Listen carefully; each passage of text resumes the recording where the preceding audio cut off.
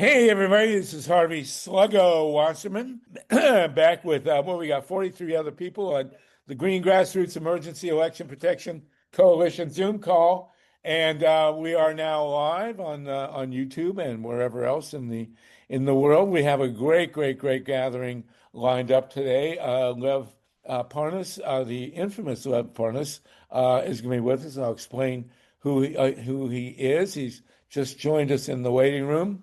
And it's just an amazing day. I'm getting a phone call. Okay, we're live, and I see him on. ILENE, and please join us. So stuff that's you could not make up. What's going on in the world today is truly astonishing. And we're the second hour. We're going to have action packed, but we have been joined by Lev Parnas. Lev, are you with us? Lev Parnas. You could Hello, start. Lev. He could start his video and his audio if he's ready. Lev, go ahead, start your video and audio if you would. Okay. Do you hear me?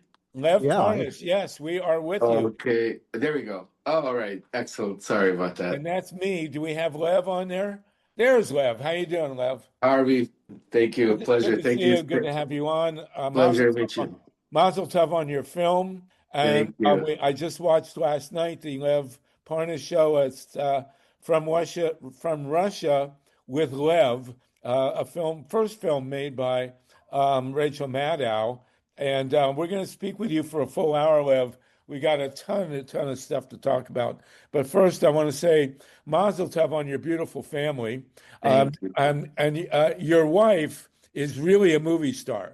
And anybody who wants to see an absolutely beautiful, powerful, incredibly noteworthy woman, I watched this movie from Russia with Lev. I think she has more screen time in the film than you do. But Yeah, she's definitely the star. I definitely give it to you.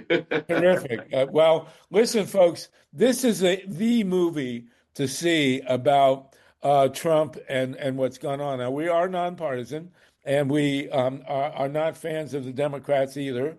But it's very interesting, Lev. Let me give a quick background. My understanding is that you were born in Ukraine, and then your family moved to Brooklyn when you were 4. Is that correct? Yep, absolutely. I was born in Odessa, Ukraine. Back then it was the Soviet Union, but now it would be where Ukraine is. Well, I got to tell you, and this is for the tail end here, is that I have spent most of my life doing anti-nuclear work. And in 1994, I came to, it was called Kiev then. I guess they call it Kyiv now. But to a conference on Chernobyl, speaking with the victims. And it was one of the worst weeks of my life. The worst week I ever had was going into 3 Mile Island, central Pennsylvania, in January 1980 to talk to the victims. But at some point, I'd like to talk to you about Chernobyl.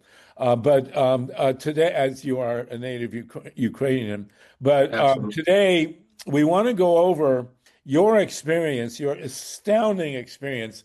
And I don't know how many folks on the call know of you and what happened with you and Donald Trump.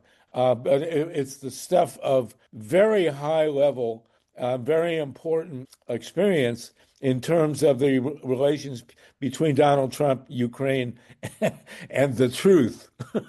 You know that thing, the truth. So it really gets in the way sometime, Lev. So Lev Parnas, if you will introduce yourself, Lev, and your publicist, ILENE Proctor, is on the call.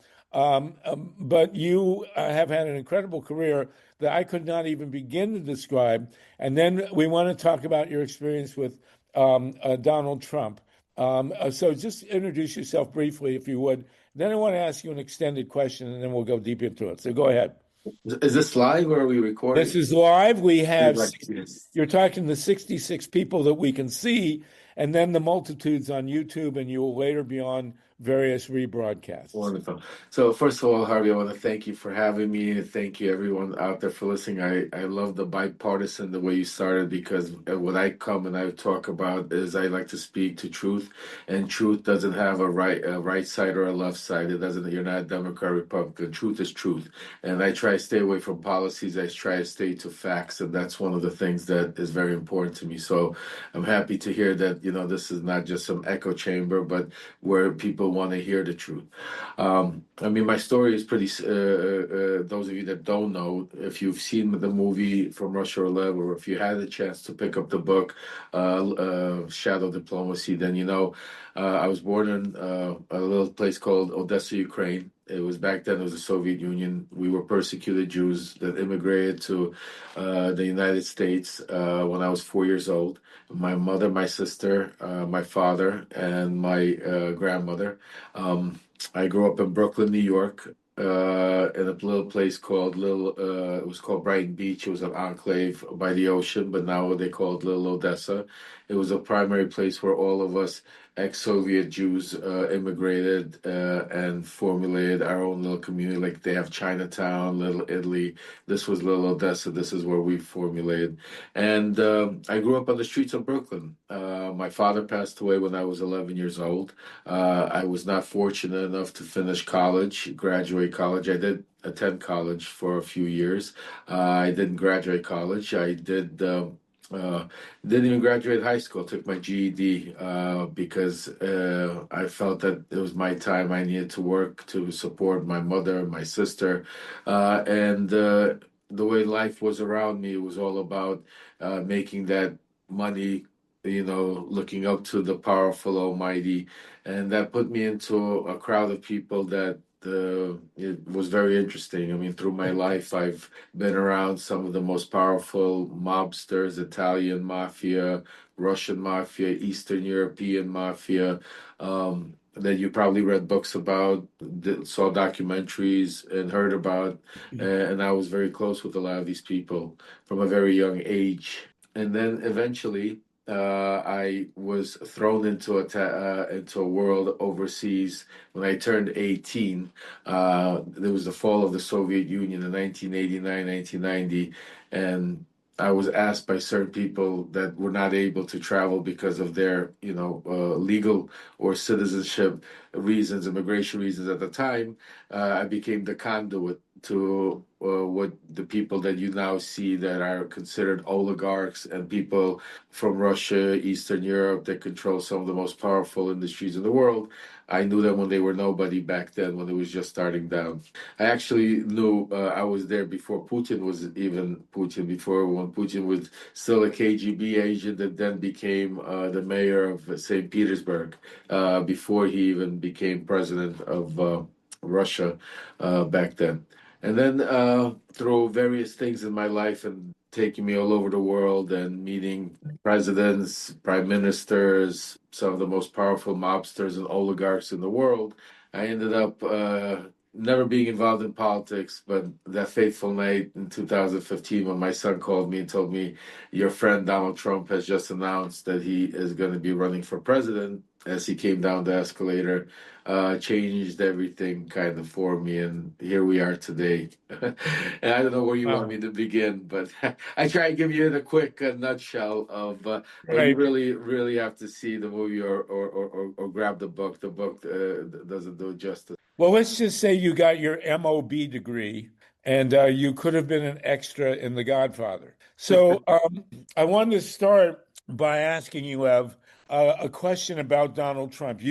In the movie, you became very close with Donald Trump, and as I guess as close as anybody could be to Donald Trump. And I met a guy named David K. Johnston, who's a very well-known writer. Do you know David K. Johnston? So okay, so he's written very extensively about Donald Trump. And he says, and I asked him this personally at a house in Santa Monica where he was doing a fundraiser. He says that Donald Trump inherited a lot of property from his father, which he completely mismanaged. And he was bankrupt in the late 80s and early 90s. And he was bankrupt. Everybody knows he was bankrupt. He had no money. but he had property. David K. Johnston says that the Russian mobsters, the ex-Soviet mobsters who were in the Gulag when the Soviet Union fell, came out, basically took over the country, and that's where Putin comes from, and they wanted to launder their money into dollars. So Trump, who had real estate but no money, sold them real estate at hugely inflated prices so that they could launder their rubles into dollars. Is that basically a true scenario? Well, pretty much so. It's funny you say that because there's a documentary that just came out yesterday in London that featured me, and it's called Trump's Russia's Man in the White House, Donald Trump, and they talk about, and back in the early '90s, this is exactly what happened when the fall of the Soviet Union, and it's not just the Gulag. The Gulag is something to make it seem like the worst of the worst, but it was not just people from the prisons. It was also regular businessmen and retailers, people that have retail businesses or managed big factories. But when the Soviet Union fell, and there was a huge criminal factor that took over, and as they say, the strong survived, the weak perished. They took control of all the major industries and that's what transformed into what we now call oligarchy. Most of all the oligarchs that you've read about or see from that era or even now had some kind of relationship to some sort of criminal activity to get to where they got to. Very few, if any, just somehow made it unless their father left it to them or something like that, relative. Right. So, yes, then there came a chance they needed to clean their money. And even in the documentary, we speak about it, is that one of the ways that a lot of people cleaned their money back in the 90s was through real estate, especially in New York real estate, because there were certain laws and regulations that still haven't come into effect and Donald Trump used that to his advantage. And basically a lot of Trump properties, but not only Donald Trump, there's another person that's very important that it plays a very big role to what's a lot going on. His name is Stephen Woodcock. I write about it in my Substack. For those of you that really want to know and follow and are interested in what's going on behind the scenes with Trump and everybody, definitely want to follow me on my Substack at LEV.PARNAS, because that's where I write about all the stuff that they talk about. And Woodcock and Trump because Woodcock was his lawyer, and he's also now a billionaire. And these guys, like them, use that basically to launder all of this Russian money. Because just so for your viewers to understand how that worked, it wasn't the point that they just came and bought one apartment or two apartments. They would come and buy 20, 30, 40 apartments at a time. So Donald Trump, he never saw something like that, in the real estate. So he would start inflating the market for them. So they would buy 10 apartments. He said, oh, okay, now the price goes up.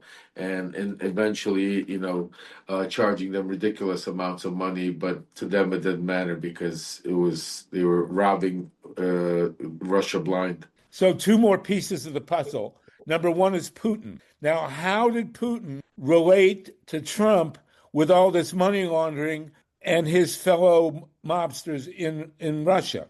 Well, you have to understand, Putin is not a gangster. Putin is not a criminal. Putin is a lot more powerful, a lot worse. Putin is a KGB agent from childhood. Putin was bred and inherited to be a KGB agent. And one of Putin's major things that he takes pride in is to be able to turn people. He's a specialist when it comes to turning people, to do what he wants them to do without them even knowing it. So when it comes to Donald Trump, you have to understand, a lot of people say, oh, he's an asset. An asset is a very, very, very strong word that you use. I mean, if you want to insult him or something, it's one thing, but he's not an asset. An asset is somebody that willingly, knowingly knows that they are working and doing something on behalf of somebody in the other country to do wrong against this country on their behalf. But that's not what Donald Trump is. Donald Trump is a useful idiot. Somebody just wrote that down. If we said it at the same time, that's exactly. Now, just to be clear, useful idiot is a term that was used by Lenin. Exactly. Not John Lennon, Nikolai Lennon. Nicola, yeah, and Yeah. the two people they use it most is me and John Bolton, and it's not that I like John Bolton or agree with anything he says, but John Bolton also is pretty good at because he knew Donald Trump very well. He was his national security advisor, to be able to talk about and exactly what kind of idiot Donald Trump is when it comes to Putin and all of that stuff. He's a very admirer. So no, so he's not an asset, but he definitely is a useful idiot, and he also is a student. And see, this is where what people don't know, and it's very important, and I talk about and I raise the alarms. Is Donald Trump growing up? He had a transformation. So back in when he was a younger child, he grew up in an authoritarian family where his father, Fred, I knew his father. I used to work for his father selling co-ops when I was 13. You knew Fred Trump? Yeah, I used to work for that's why you know what? I'm gonna send you. Give me your address. I'm gonna send you a book. You need to Please. so you I'll buy definitely it. I'll buy it. no But for so those yeah. if you knew Fred Trump, you must also have known Roy Cohn. Well, I know Roy Cohn very well, but I knew Roy Cohn not through Fred Trump, but through other mobsters, Italian mobsters that intertwine between me and what's it called? Like one of the people that introduced Roy Cohn to Fred Trump to Donald Trump was Fat Tony Salerno. I used to go out with one of his illegitimate daughters, Fat Tony Salerno, so I knew Fat Tony, and that was even my relationship with Rudy Giuliani because Giuliani put Fat Tony away for 100 years. So it was all a mishmash, a circle of what's it called? I have to say, given the people you have known over the years, it's a miracle you're alive, and we are deeply grateful that you're still with us. I got to ask, and people, this is another movie we're going to recommend, The Apprentice. Did you see The Apprentice, and how accurate do you think it is? I've watched. I didn't see the whole thing. I watched bits and pieces. I lately with all the news breaking and with all the interviews, and I'm constantly working 24 hours trying to raise the alarm bells and raise the what Donald Trump is up to and what he's doing. But I did see some parts. The Roy Cohn, some of the Roy Cohn parts were very accurate. Okay. When it comes to Roy was the architect of bringing Trump into that world. Basically, that's what I was saying. The transformation that Trump went from was from an authoritarian father that didn't give him credit because Fred was into Queens low income housing that had to do with Queens, Brooklyn. Donald wanted to the big stuff, the high rises, Manhattan, and that's where they separated, and that's where and I think the movie it depicts it pretty well where he goes into.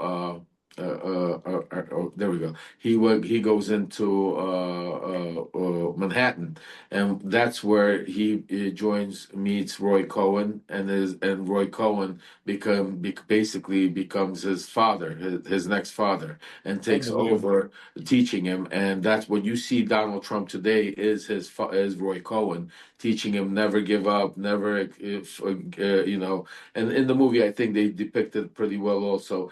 And Roy Cohn was also his lead into the mob.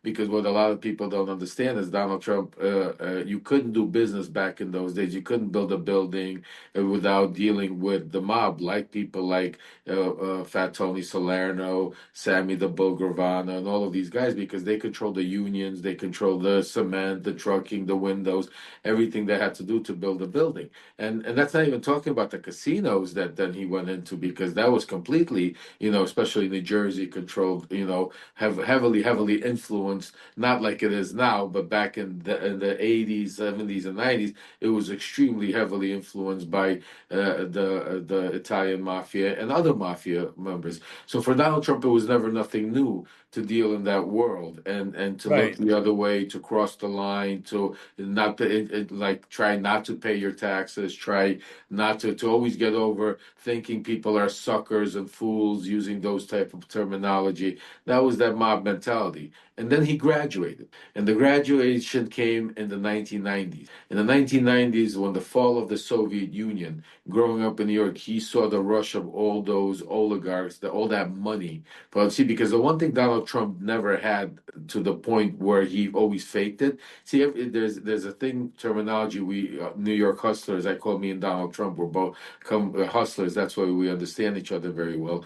Is you know, fake it till you make it sometimes, but it's just on different levels. So Donald Trump always tried to pretend he was much wealthier and richer than he was. He tried to, if he was worth 100 million, he say he's worth $5-10 billion and try it, but he was never accepted in those worlds because he was more, you know, he was always bankrupt. He always over leveraged. He never was cash rich. Yes, he was very wealthy for the average person, you know, but not to the degree, to that world where Donald Trump wanted to be in. You know what I'm saying to you?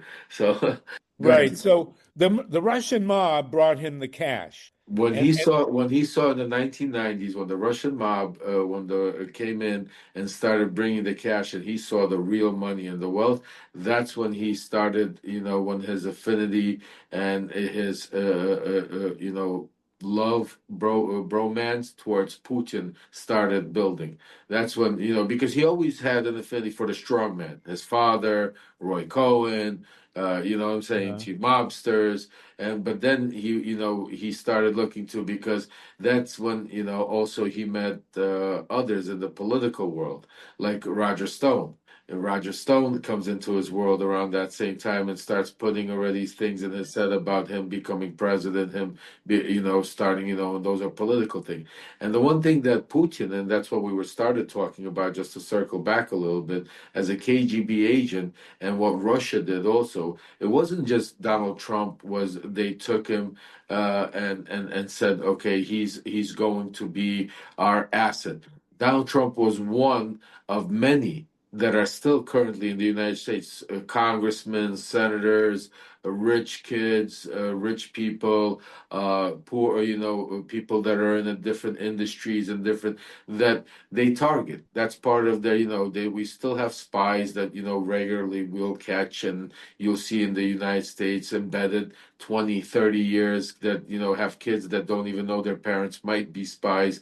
I mean, Russia still does those you know, tactics, just like we probably do. The United States, yeah. the CIA, we all do it over the world. But so, yes, was Donald Trump one of their, you know, radars? Absolutely, because you also have to take it back one more step. Is Ivana, his first wife, Ivana Trump, was from Czechoslovakia. Back then, when he married her, Czechoslovakia was part of the Soviet Union. You know, there's no way they were going to, you know, allow you know, there was even, you know, in the documentary that came out, you know, a few days ago, they talk about how there's piles and piles of documentation, how the secret services in the Czech Republic were, you know, looking into tape recordings of Donald Trump and her father, Ivana, following what they did and reporting it back to the Kremlin. Unbelievable. So So there's basically, another link here. The Kremlin got lucky. Basically, one of their horses made it to the White House. It's not like they knew. It's not like they knew it was going to be Donald Trump and they put everything into him. No, it's like they have, you know, 100 Donald Trumps that they hope they could get maybe into the Congress. They could get into maybe a position of authority of some CEO of a big company or corporation, or some to oversee some, you know, big thing, nuclear stuff. Though, you know, they never imagined that they could actually get somebody that they've been working on and and have so many issues. Because remember, the main things is Donald Trump is a narcissist. Donald Trump loves money, will do anything for money, and Donald Trump will lie, steal, and do all that. Those are the things that they look for in a person, and they got the grand slam, grand Right. poobah, the grand poobah as they call him. So Trump was basically bought and paid for by all the Russian oligarchs that came over, and they, of course, were all linked to Putin. And that's David K. Johnson's theory, is that the oligarchs in the 80s and 90s bought Trump by laundering their money And then when Putin became the Godfather, he basically owned Trump through all the oligarchs. Well, yeah, because once you control them with the money, you don't have to Right. exactly tell them, but when it's like leading the carrot. Right. So here's the Jeffrey Epstein piece, and I just heard this week. Now, Jeffrey Epstein and Donald Trump were clearly, as much as guys like that could have friends, those two guys were friends. And the story I heard, and I don't know if you ever encountered Jeffrey Epstein, but the story that I heard from Michael Wolff, whom you may know, the reporter. He says, this is such a classic story. He says that Epstein and Trump were genuinely close, and that Epstein was going to buy a property in Florida for $36 million. And he called his friend, the real estate guy, Donald Trump, to come look at the property with him in a friendly way. and his friend Donald Trump turned around and bought the property out from under him for $40 million. And then turned around, Trump bought the place for $40 million and turned around and sold it to a Russian oligarch for $100 million. Now, and that's where Jeffrey Epstein and Donald Trump had a falling out, because Epstein didn't like that. Have you heard that story? Is it true? Oh yeah, absolutely. I heard that story and plenty of others, and but the important one that gets mixed up, and that's why one of the things I tell all my subscribers and people that follow me, and when we talk is keep your eye on the ball, because there's a lot of things that go on with Donald Trump. He's like that con man that moves, the shell game, and you have to keep your eye on the ball. And one of the things is that everybody's right now, and it's important to concentrate on this Epstein stuff. It's important to push it because why I say it's important for different reasons than other people think. Because I think there's a lot of pedophiles and there's a lot of sick individuals that need to be brought to justice, and a lot of victims and people out there need to be able to have justice on their behalf. But also Trump is covering up not just for himself, but of a lot of other people, because he had a very close relationship with Jeffrey Epstein. Not only did they come from that same world, we're not with that disgusting stuff with the child trafficking, and I mean that the accusations, but I want to talk about the financial stuff, what you're talking about, Please. and some others, because it's not just that Russian connection that he bought. Let's take a look further on. There's another tape recording that Wolf comes out with, but it doesn't get enough play. That should be even more important. Is where he has Epstein in his own words talking about how him and Donald Trump had a close relationship going back to 2017. 2017 is the same time Donald Trump is the president of the United States of America.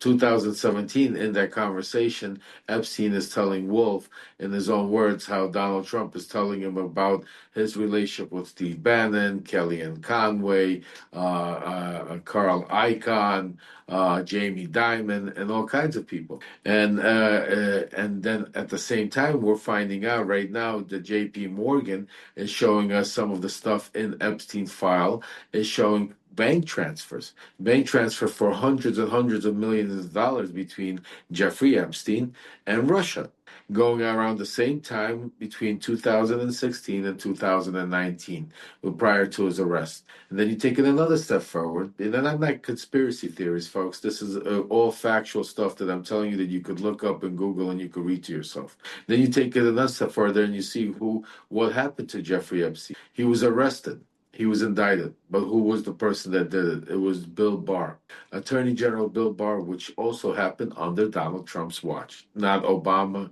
not the Clintons. And I'm not here to protect one side or the other, because I think the people on Epstein's list and the people that need to get prosecuted come from both sides. I don't think pedophiles or criminals or care if they're Republicans or Democrats. They come in all shapes, sizes, religion, and so it's not about that. They're all sick and they all need to be put away. Okay, so that's why I think with the Epstein stuff, there's a lot more to it that is also going to come out and that we're going to see. And Donald Trump was very close. And we need to take a look at where the money trail is leading to. We need to take a look at why was Epstein. There was hundreds of millions of dollars that were being transferred between Russia and Epstein while Donald Trump was in office. We have to take a look at like why did Bill Barr indict Epstein when he did in 2019, because I know Bill Barr very well, and Bill Barr did things at that time was to protect Donald Trump. Just like at the same time he arrested Epstein, he around the same time as he arrested me. And he arrested me also, not because he wanted to get to the truth, because he wanted, like they say, they arrest the lower guys to get to the big guys so that you could enroll in them. No, because when I wanted to speak and talk out about Donald Trump or Rudy Giuliani or things that were going on in Ukraine and what I was sent to do, the DOJ didn't want to listen. They wouldn't speak to me. They threatened me and told me that, they would even charge me for lying when I wanted to tell them the truth. Because the point of arresting me at the time was not to get to the truth, but was to cover the truth, the cover up, keep it hidden. And same thing with Epstein. Because I'll tell you another thing, Ari, because I sat in one of those prison cells that Epstein committed. So they say he committed suicide. Not that exact one, but I sat in maximum security. It's called the SHU, segregated housing unit, for the worst of the world, where you're on 24-hour lockdown. You get an hour a day, and the 23 other hours, there's a light on, and the guard every 15 minutes comes in, and they knock on the thing, they wake you up, they make sure that you're awake, the camera. I mean, let me put it to you this way. The fact that he had more than one sheet, because if you remember those pictures of all of those, there was like so many bed sheets that he hung himself on. That you can't have that in segregated. You're allowed, one thing, you can't have order food or do whatever you want. You're not in a regular prison. When you're in segregated or for whatever reason, because of behavior or because they say it's for your own security, because you're either famous, infamous, or danger to either the other population or the population's a danger to you, they keep you in that segregated unit. So it's very difficult if you speak to anybody that's ever been in one of these cells, and I have.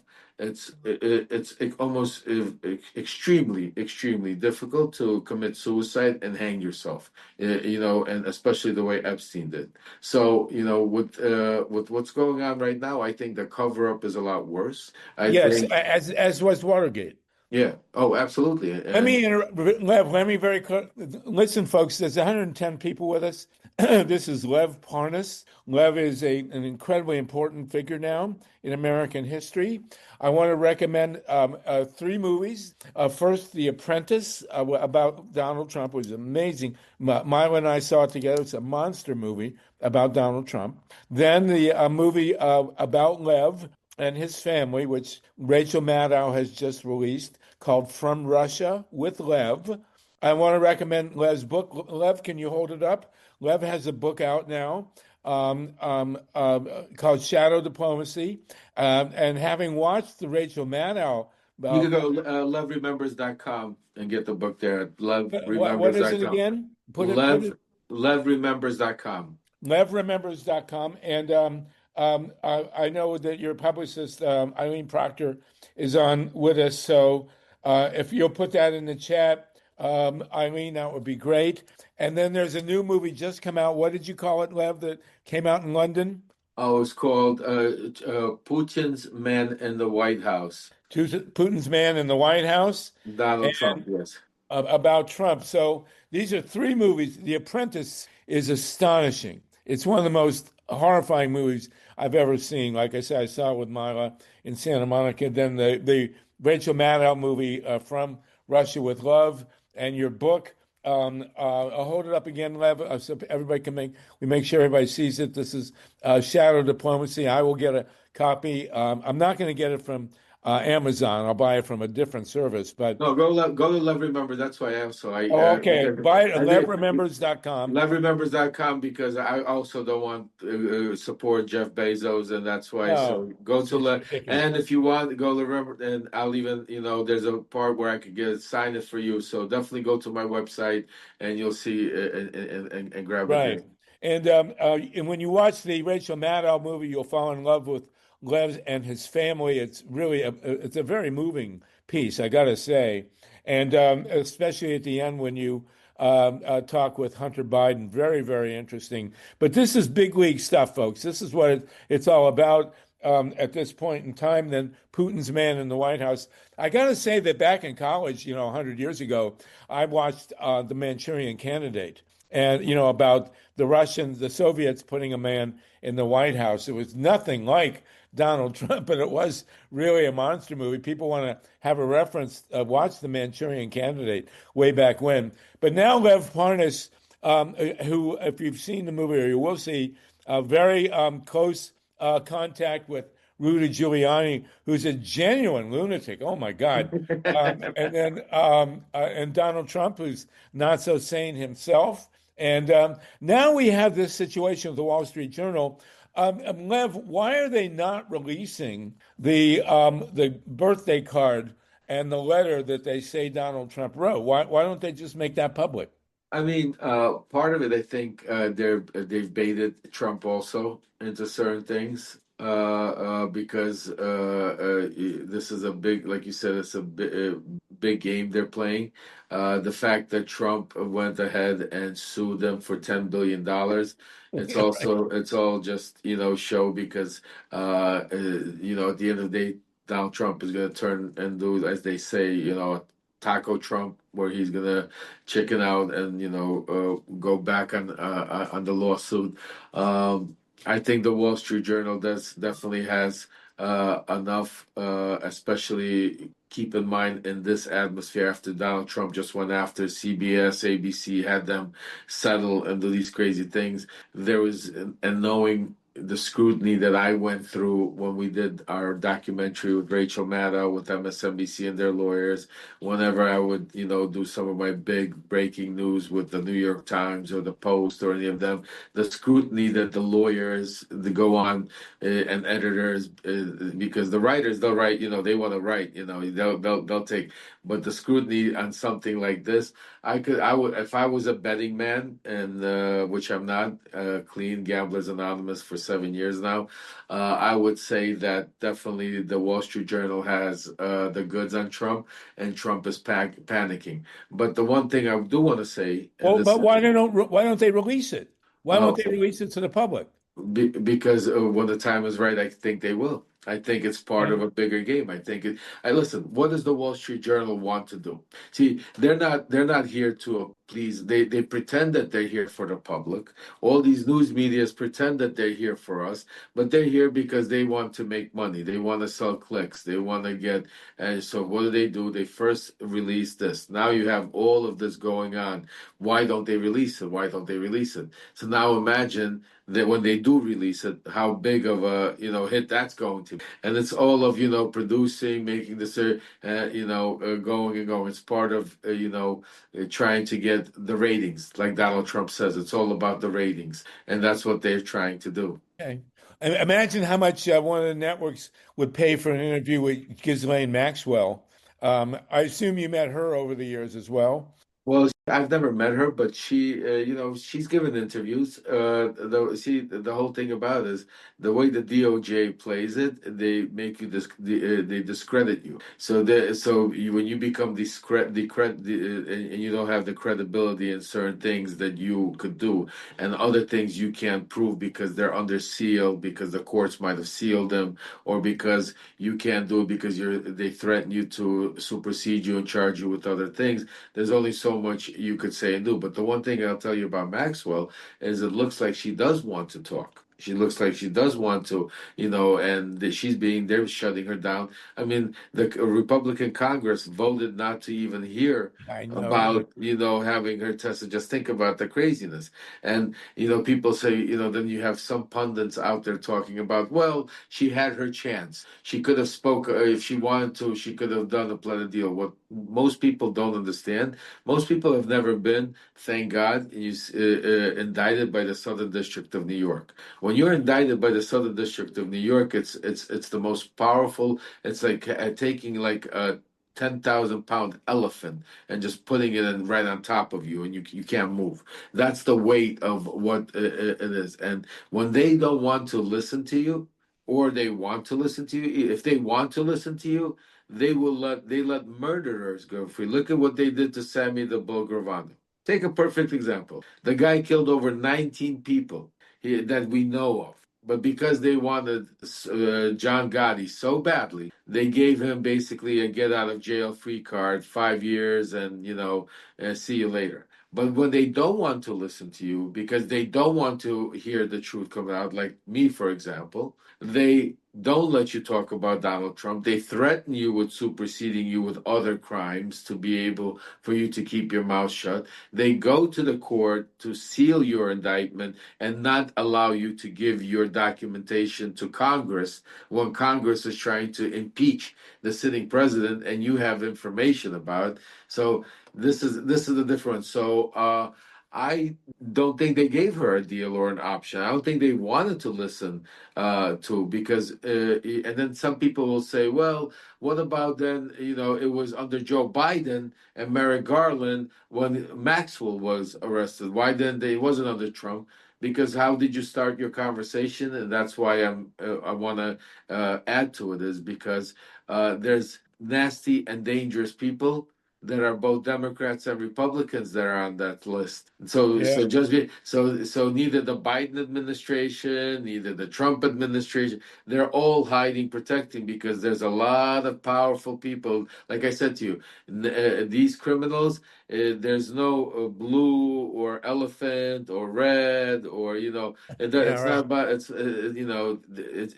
it's just who they are.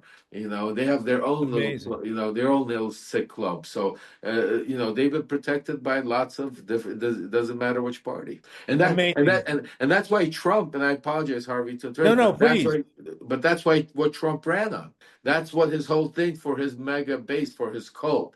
That I was one of those leaders of that cult that we installed in our brain that Epstein was the conduit to the deep state, to the Clintons, to the Obamas, to all of these child pedophilia. This is where QAnon came from, with all of the Clintons drinking blood of kids' babies. The Pizzagate, where that young pizza delivery got killed in Washington, D.C. because they said this is where they had the meetings. This is where it all came from. This is what Trump ran on. And for him now to cover it up, to do what he's doing, he destroyed a big part of that mega cult. Well, let's hope let's from your lips to God's ears, as my mother used to say. And Amen. Lev Parnas, your mother said the same thing, right? Lev Parnas, it's an honor to have you with us. I hope you'll stay. We got tons of questions. We have 109 people with us, for God's sakes, and you're on being live streamed as well. Let's take a question from MYLA RESON. MYLA and I went to see that movie, The Apprentice. I got to say, I've never been more terrified or nauseated by a film more than The Apprentice about Trump and Roy Cohn. Go ahead, MYLA RESON, please, and stay with us. Everybody else, raise your hands if you want to speak with Lev Parnas. It's great to have you, Lev. Really terrific. Thank you for having me, Harvey. It is great to have you and Lev. All of my grandparents escaped, and my father too, from the pogroms in Russia, in Ukraine. They were actually from Ukraine, more around Dnipropetrovsk, not Odessa. But and I'm curious about but that's another conversation. I wanted to add another character to this rogues gallery, and that is William Barr's father, Donald Barr, who was the headmaster at the Dalton School when Jeffrey Epstein, who did not have the credentials to be teaching math and other subjects to elite children at this very exclusive school. But it turns out that Donald Barr, the father of William Barr, wrote an extraordinary novel called Space Relations that featured a futuristic intergalactic society that was run by oligarchs, and that featured it had the theme was that a child sex slavery was one of the themes of the book, and that the oligarchs had access to these. Wow, that's amazing. And it's a pretty strange Pretty coincidence. strange, yes. And Yeah. Lev, I got to say also, in terms of other links, I grew up in Columbus, Ohio, so I was very well aware of Les Wexner, and I taught college in Columbus. And you see behind me a round table. That's at the college I taught at, Capital University. And Les Wexner essentially was the go-to who gave Jeffrey Epstein his financial lead. And I worked for many years with Bob Fitrakis, who broke the first stories about the relationship between Les Wexner and Jeffrey Epstein. And now we see, can you tell us a bit about how Epstein fits into all of this, and where, in your experience, he was a player and why he's so significant? Well, I mean, I wasn't a major Epstein, historian. Plus, I thank God my paths never crossed with Epstein, but I definitely know a lot of people that knew Epstein and have crossed paths with him, and I've heard lots of different stories, and I've heard a lot of things corroborated. Some of the interesting parts that I think needs to be more looked into is why Epstein was a major player, is because, first of all, he was a finance guy. He handled a lot of money for a lot of different people. The other thing is that just a few days ago, I had the special on my Substack where I played a 30-minute interview by a young lady by the name of Katie Johnson. Katie Johnson was a 13-year-old girl that filed a lawsuit against Donald Trump and Epstein for rape. She was 13. She was 13 years old, and Oh then my she God. was threatened as she withdrew it. And so I played the 30-minute, and in that 30-minute interview, she talks about a few things that are very important that we need to. We lost you, Lev. Not a good time to lose you. I will show Steve. Do we have something we can correct here with? Lev? He's not in the Zoom right now, Harvey. Oh my God. Okay. So hopefully he'll come back. Let's hope he comes back. This is incredibly important and fascinating to me. We still have 107 people with us. I'm going to call ILENE Proctor now and see what's going on here. But Lev is a beautiful guest and really important. Steve just flashed on the tube an article that Bob Fitrakis wrote about Les Wexner and Jeffrey Epstein in 2003. So the Columbus connection here to Epstein is very clear and very important. And this, what we're listening to here, is astonishingly important stuff. Oh, he's back now. Okay, Hang great. on. Lev? So he's muted, and he needs to be made a co-host again, Steve. Okay. There. All right, he's co-host. Go ahead, Lev. You can turn Lev, on. you're back? Yep. Yep. Oh, Okay. okay. My battery's also dying. That's why the phone got. So we'll deal with it. But I think I got another 10 minutes, right? We got another 10, 11 minutes or something. Wait, like I that. can take, you can stay with us as long as you want, as far as I'm concerned. So go Well, ahead. what I'd rather do is maybe do another, because we have so much to cover. So Yeah. instead of rushing, Well, we'll instead have of you back rushing then. into- Why don't you come back in 2 weeks? We'll give it a rest, and you come back and we'll do another hour with you in 2 weeks. Meantime, Absolutely. your book is called, what's your book again? It's called Shadow Diplomacy. I recommend And you have a Substack. What is your Yes. Substack? The Substack is Lev Remembers or Lev Parnas at Substack.com. I definitely recommend everybody goes to either levremembers.com, which is my website, which is growing, and definitely get the book on there. So this way you don't have to support Jeff Bezos or Amazon. Or definitely you definitely want to follow me on Substack at levparnas.substack, where I do most all my writing and all my videos, and break all my stories and talk about all my inner workings of Donald Trump.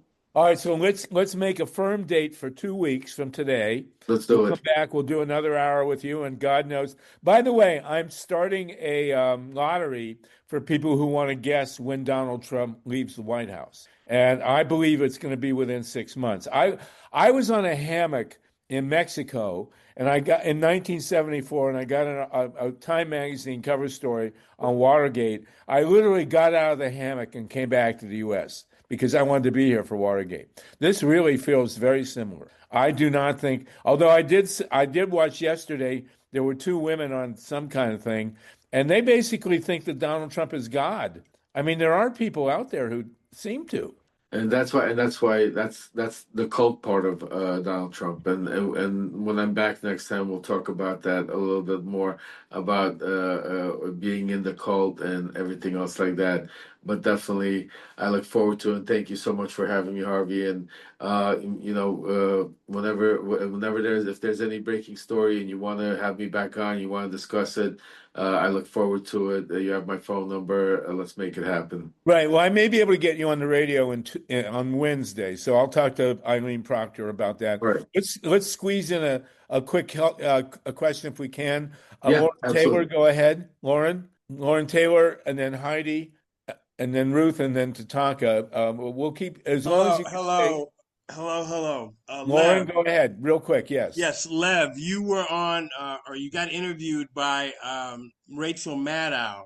And what I found, one interview you did, I found it really interesting that you said that what really gave Donald Trump his power was when he made Bill Barr the Attorney General. You very, very quickly just kind of reiterate that and explain what you meant with. Sure, absolutely. Great question, because prior to Bill Barr, what started all of Donald Trump's problems was when Rudy Giuliani declined Trump wanted Rudy Giuliani to be Attorney General, but Rudy wanted to be Secretary of State. And because of that, eventually he put Jeff Sessions in. And when Jeff Sessions came in, one of the first things Jeff Sessions did is he recused himself from the Russiagate.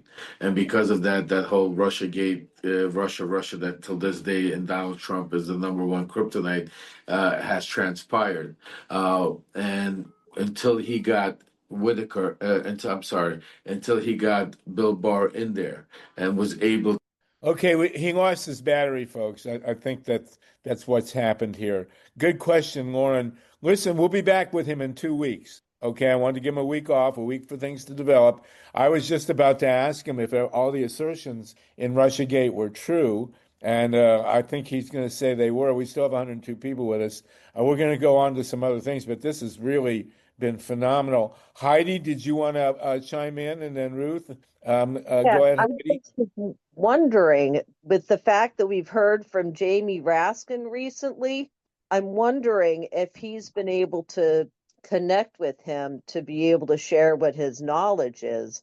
Okay, and Lev is back. Lev, have you had any connection with Jamie Raskin? Lev, are you there? Yeah, hold on. So let me just mute. Do you hear me? Yeah. Yeah. The question was, have you connected with Jamie Raskin? Oh yes, Jamie Raskin is incredible. I think he's a hero. He's great. I'm actually going to probably be meeting up with Jamie Raskin come this. I'm going to be in Washington D.C. From the July 29th to the 31st. I'm actually being honored. I'm receiving the Whistleblowers Pillar Award, and I'm going to meet up with Congressman Raskin and discuss some of the messaging that needs to take place right now to start bringing some of MAGA over to on the right side. Good. Well, we've had Jamie on. I want to ask you very quickly, all the things that were said in Russiagate, right? All the assertions that were made about Russia being involved. with getting Trump in the White House in 2016. Are they true? Not all. There was, there was a lot of, and that's why I think the biggest problem they gave Trump that big edge, gave us that type, and Mega at that time, that big edge of believing in the deep state, that there was a lot of things that were thrown in there. There was speculation and that was not vetted properly, but a lot of the Democrat leadership jumped on because it was, it was so dirty, nasty, and for like the P tape, for instance, I mean, that sound.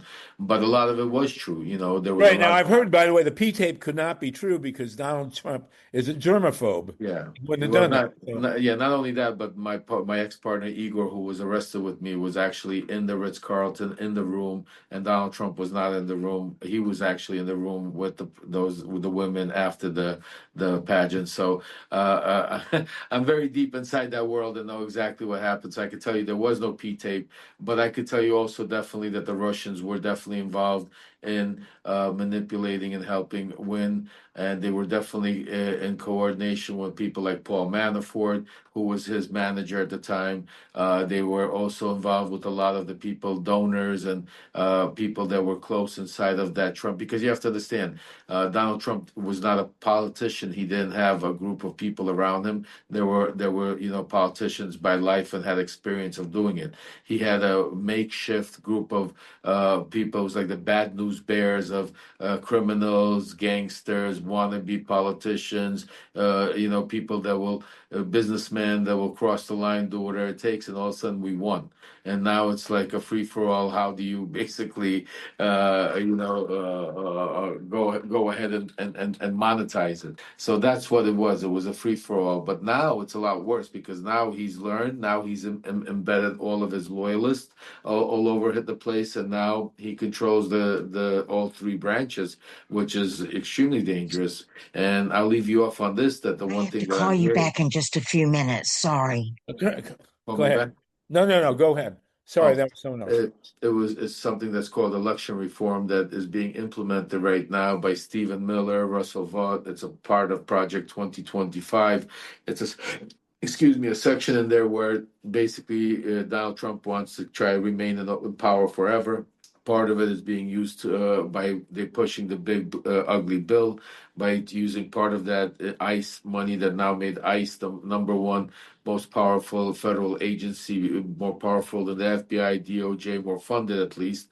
And now he's going to use ICE as his personal, Gestapo. Somebody said 100%, just like Putin has the FSB, which was the KGB. Now Trump has his branch, which is ICE, that is loyal to him. That's run by Tom Homan, not somebody that's confirmed by the Senate, like the FBI director, DOJ director that has to answer to, the House, the Senate. Now you have Tom Homan that answers only to Donald Trump, running the most powerful. And the way he says it, the way he looks at it, is he doesn't need probable cause to arrest you or to bring you in. If you don't fit the mold or you don't look the part or you're at the wrong place at the wrong time, you're part of collateral damage. He doesn't care. They're literally taking American citizens off the streets. I mean, it's bad enough when you're taking up illegal citizens, immigrants, people that did nothing criminal,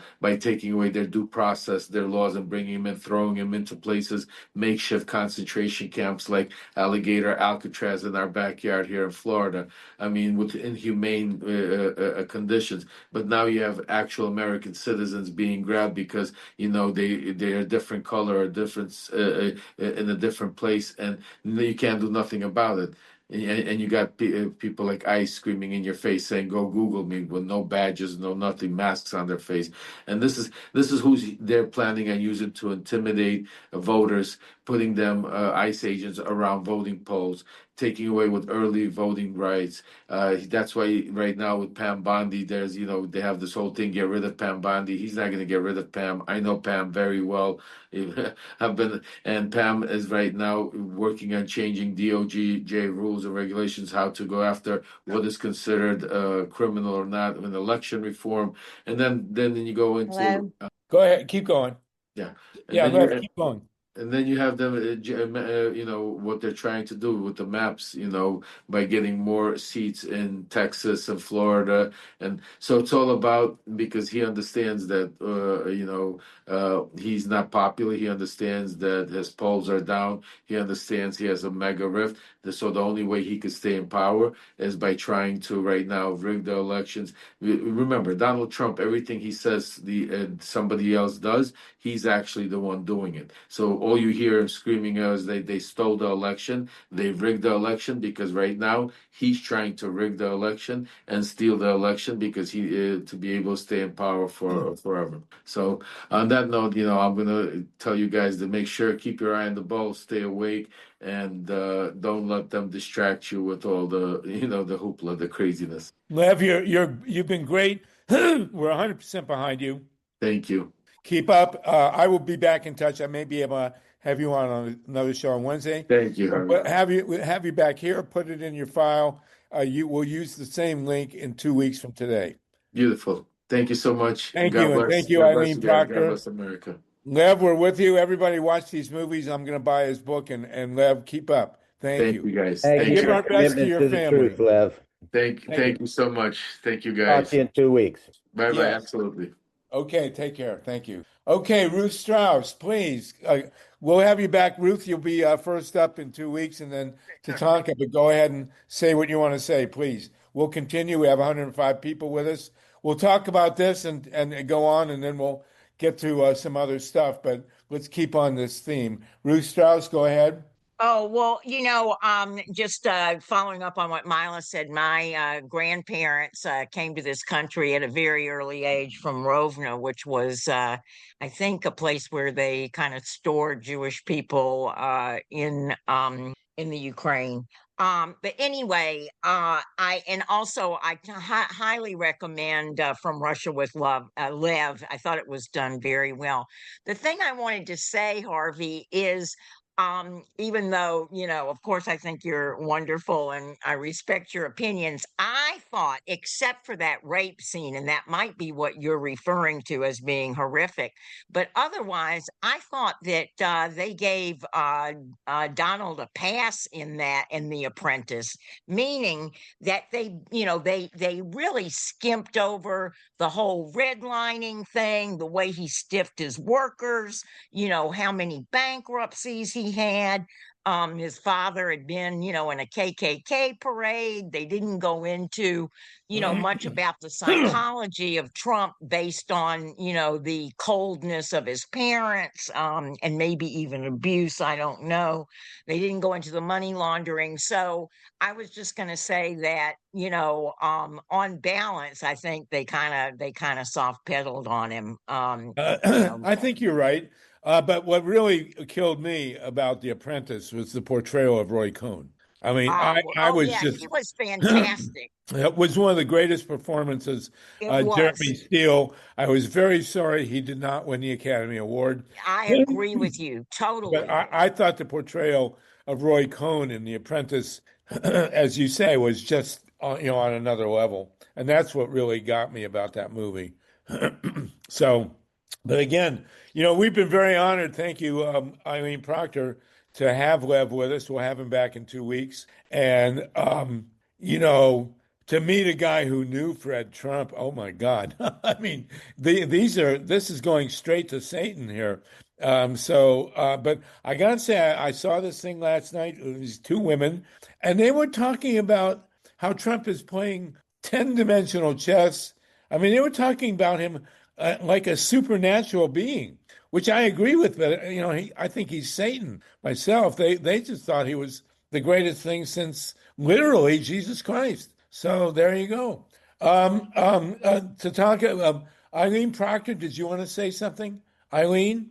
Go ahead if you do jump in, but Tatanka, go ahead, please. Okay, well, I'm going to hold all my questions for 2 weeks. But I think when both he and your guest last week, Bob Petrakis, really were talking about Trump as the master of distraction and keep your eye on the ball. So I really want, I'm asking people who know the things that these people know, what to watch out for in their mind the path forward, because I also want to ask organized crime relationship with all kinds of things, with nuclear weapons, nuclear bombs, etc. But hi, Eileen. Eileen, do you want to jump in and say something? Go ahead. Yeah, there are two things. One, everybody should go and listen and participate with Zev on Substack. He's number one on Substack right now, and his son is number two. The last one he did put goose pimples on my goose pimples. It was about how incredibly kinky and weird sexually Trump is, and it went into some very gory details that you have to have the stomach to listen, because it was from a 13-year-old girl who spoke in depth, and it was the last one he did. I sent you the link. You could send it out to everybody. The other thing that you didn't go into, which is really important, is the 50-day leeway that Trump is giving to Putin, literally, to bomb the bejesus out of Ukraine. He's just giving him that gift. Those Patriot missiles have to go through a long route. They're the new Patriot missiles that are being built by Raytheon that are not yet ready. So this is a total farce that he's giving himself diplomatic, as it were, immunity or a shield, which is not justified, because he and Putin are still in it together. And that is something that you didn't talk about. There's so much to talk about. Well, we'll do that in 2 weeks. That Lev is an encyclopedia of information that he gets from the Ukraine, from sources in the White House. Well, he knows Zelensky, right? Of course. Right. Of course. So, yes, in the movie, in Rachel Maddow's movie, you see Lev interacting with Zelensky. So it was an incredible session with him. We're deeply grateful. We'll have him back in 2 weeks. I want to try and have his son on next week. Next week, Tatanka, I'll get back to you. Next week, we really have to focus on that. And how making that happen. And maybe he can get Svetlana on there too. Right. Well, Aaron, his wife, his son, is focusing on the 2016 election. And we Lev briefly mentioned how Trump is working already to pervert the 2016 election. And that the 2016 election will be certainly the most important off-year election in American history, at least since 1974, when Nixon was in the middle of Watergate. So we need to focus next week on what's happening. I'll try and get Greg Palast and whoever else, but 2016 is, in no way, shape, or form is the opposition to Trump guaranteed to win the 2016 election. We're seeing Texas. You must mean 2026, right, Harvey? I'm sorry, 2026.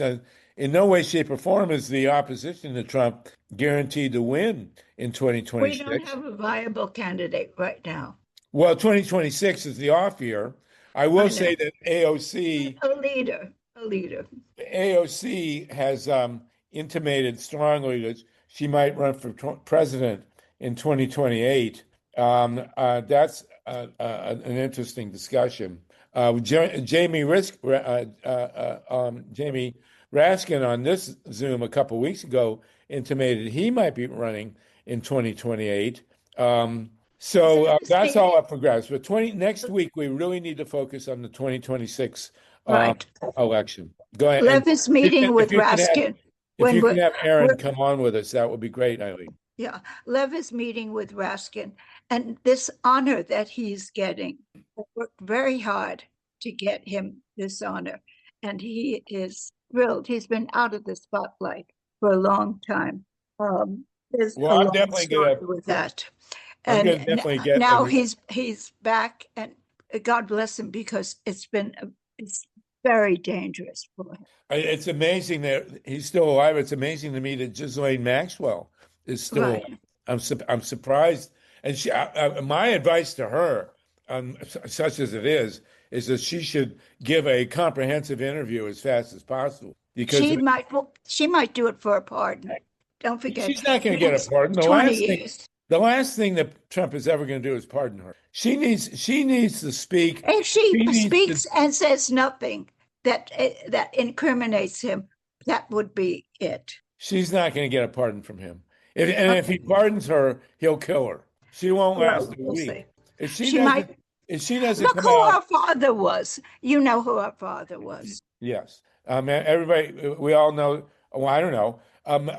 Ghislaine Maxwell, who was Jeffrey Epstein's procurer and girlfriend, is in federal prison, and but she knows more than anybody. And my feeling is, if she doesn't say everything she knows, they're going to kill her.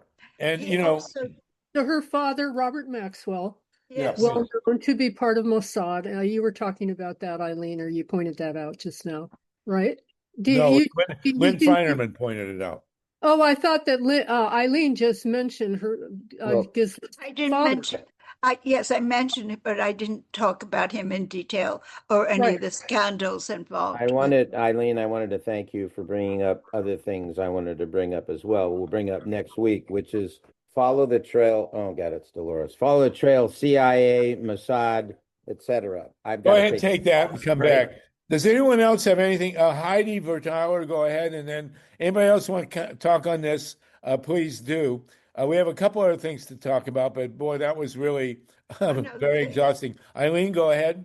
One other thing, we're talking about bringing Lev to Los Angeles to do a private party, plus maybe at Saban. We're talking to Saban Theater regarding him and Michael Cohen, maybe some other people. Lev knows a few celebrities. I know a few celebrities. We want to make it one of my greatest mind series ever. Okay, we should also bring him to New York. I'll be in the East in August and September, so let's bring him up there as well. And to Asheville. Right. So he is living where? Florida, Boca Raton. Okay.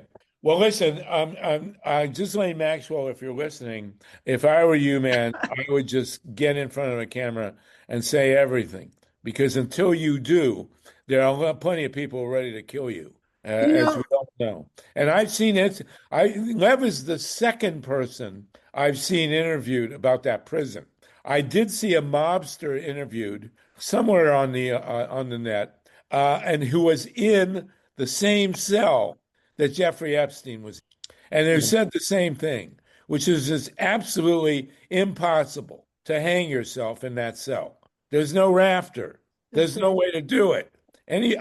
I do not in any way, shape, or form believe for one. Sheets weren't strong enough. Right.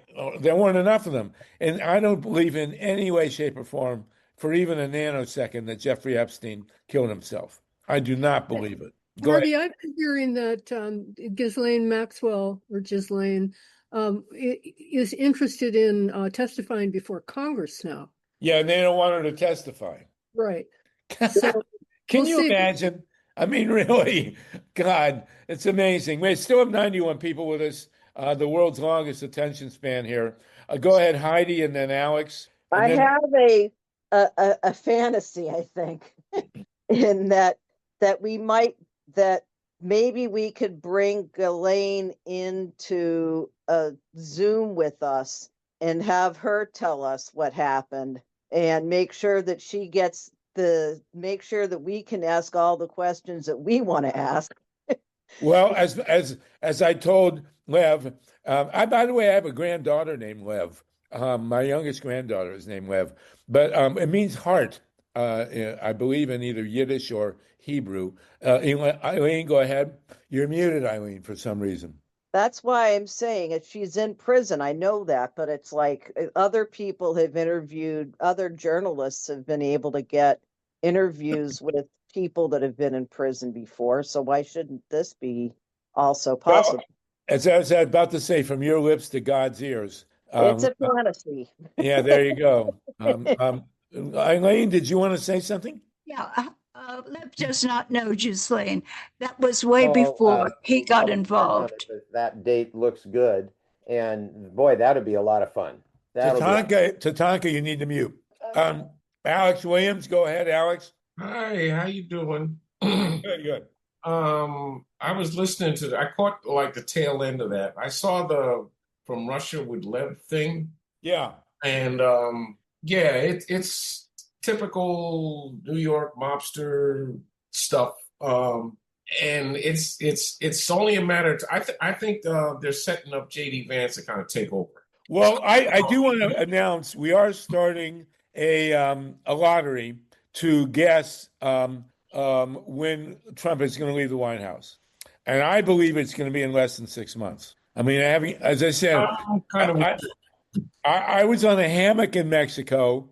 I picked up Isla Mujeres. I just met a fabulous woman, and I picked up Time magazine. I have no idea how I got Time magazine and Isla Mujeres, and the whole issue was about Watergate. And I literally got out of the hammock and came back because I did not want to miss it. And I spent many hours in our organic garden listening to the Watergate hearings. It was so much fun.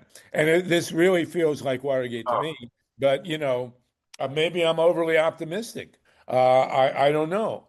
I did hear these two women last night just talking about Trump as if he's God and that this is all, he's all doing this on purpose and it's whatever. And, he's playing 10-dimensional chess.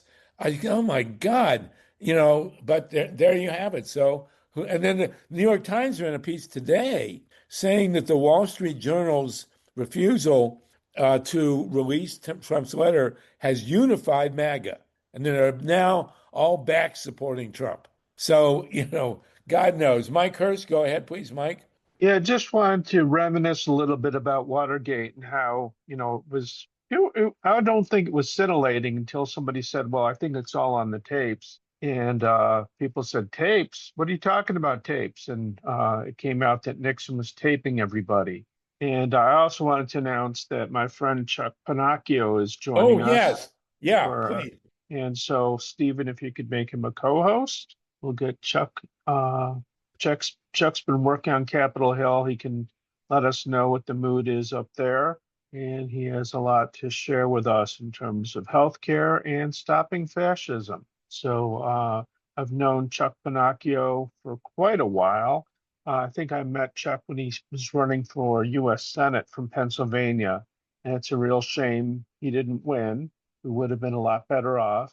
But Chuck's been working hard, doing the work of three men when it comes to organizing for healthcare for everybody as a human right, and then also to keep us free from fascism. So former professor, great organizer, wonderful human being, Chuck Panacchio. Please take it away. Thank you, Chuck. Thank you for joining us. And Mike, thank you for bringing Chuck with us. And go ahead, Chuck, please. Yeah, thanks so much. Appreciate it very much, Mike, and this program that you all put together. Really appreciate it, Harvey. Yeah, the mood on Capitol Hill is pretty dark. There's just not a lot of a jump in the steps of the staff people and the Democrats, certainly. The mood really was set back, of course, with the passage of the big, we call it the big bill.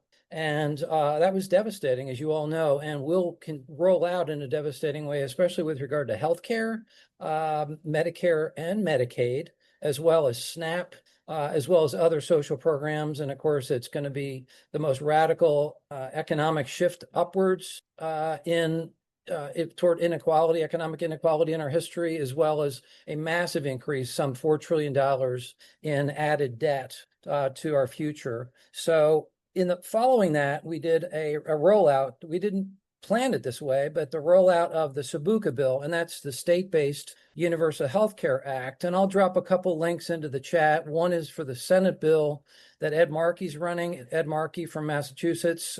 We have Ed on the bill, and we have 3 senators so far, Alex Padilla, California, Jeff Merkley, Oregon, and Elizabeth Warren from Massachusetts. And then on the House bill that I'll drop into the link into the chat as well, that's Ro Khanna's bill.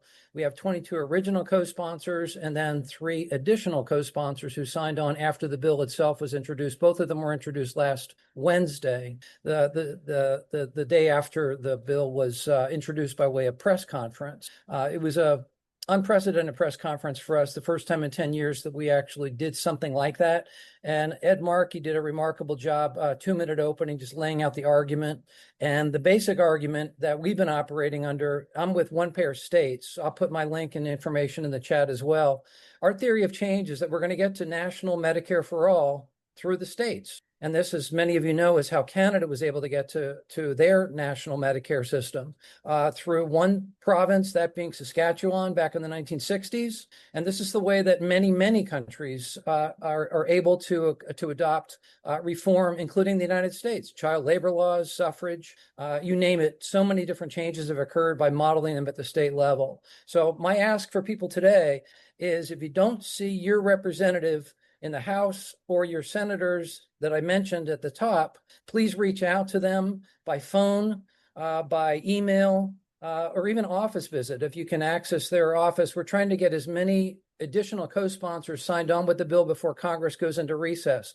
The House goes into recess at the end of this week. The Senate goes into recess after next week. So my focus this week is to pick up as many more House members as possible, and then double down on recruiting as many senators as possible toward the end of this week and then on to next week. So I'll stop there, drop some links into the chat. If folks have any questions, it's pretty straightforward. Well, yep. Chuck, I have a question, but I want to go first to Paul Newman. Paul Newman is a great healthcare activist in Santa Monica, and also has solar panels on his roof. The question, of course, is how do we reverse all this? Paul, go ahead, Paul Newman. Okay, we had a bill in Los Angeles, I'm not in Los Angeles, in California, called CalCare. We pushed this bill 3 times and with a Democratic majority.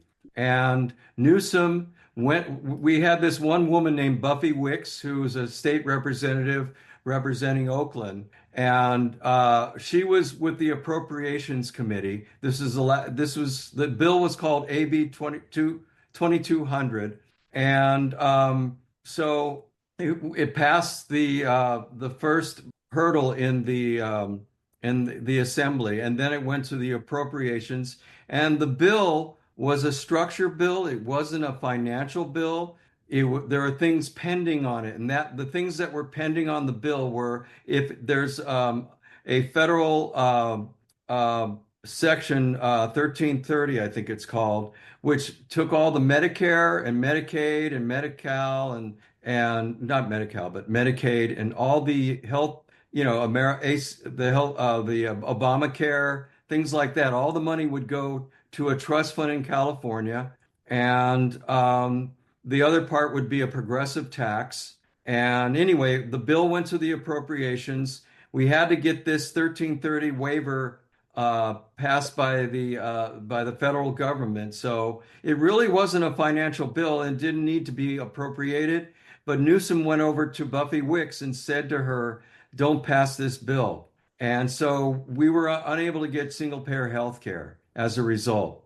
I'm with an organization called Healthcare for #4us.org, hc4us.org. And we have a lot of information about single payer healthcare and everything.